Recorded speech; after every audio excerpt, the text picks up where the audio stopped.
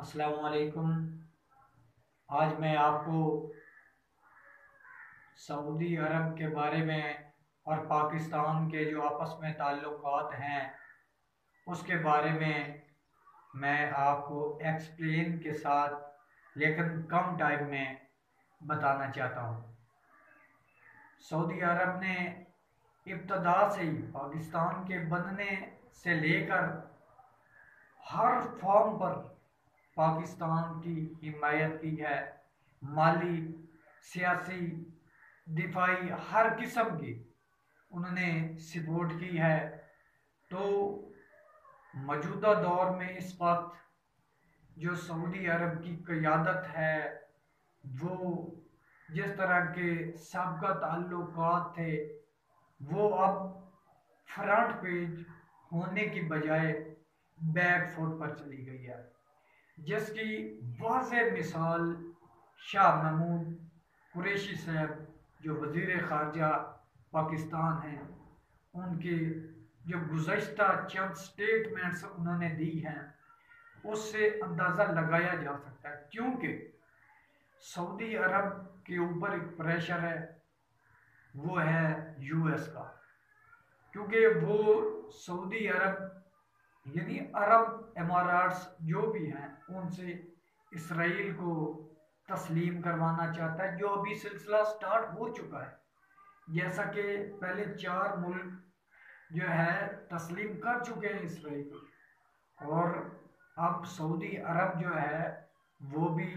آگے آنے والے چند دنوں میں تسلیم کرنے جا رہا ہے۔ تو اس کے بارے میں آپ کو یہ بتانا چاہتا تھا کہ سعودی عرب نے جو پاکستان کو $3 ارب ادھار دیا تھا، قرض دیا تھا 3.2% پر، سود پر، لیکن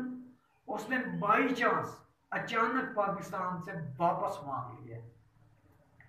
پاکستان کی کیونکہ معاشی حالت ڈاؤن ہے، اس لیے اس نے کہا کہ پاکستان سے اپنے پیسے واپس لوں گا تو وہ دباؤ میں آئے گا اور وہ ہمارا مطالبہ مان جائے گا، لیکن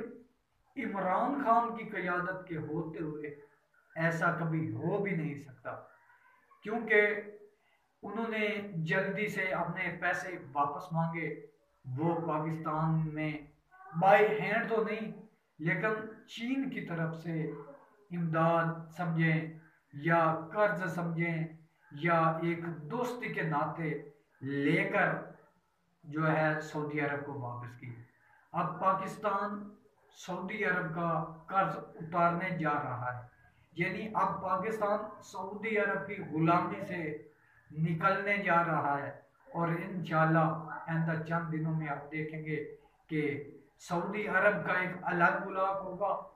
اور دوسرے ممالک جو ہیں جس میں ملیشیا، ترکی اور پاکستان، یہ